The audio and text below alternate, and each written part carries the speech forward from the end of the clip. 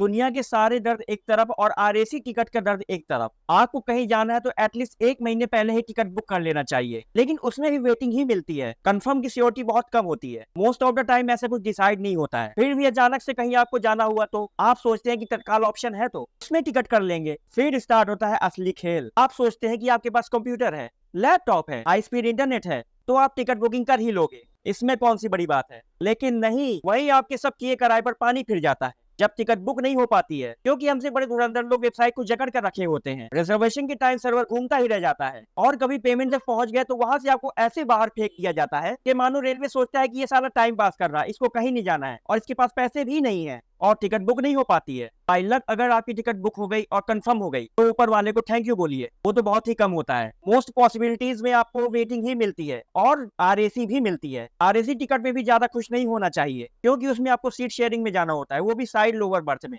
और ऐसी कंडीशन में सोचिए अगर आपके बगल में कोई अंकल फंस गए जिनको रात में खर्राटी आते हो और जहरीली गैस भी छोड़ते हो, तब तो फिर welcome to the Indian railway. हम आपकी सफल, सुखद एवं मंगलमय यात्रा की कामना करते हैं।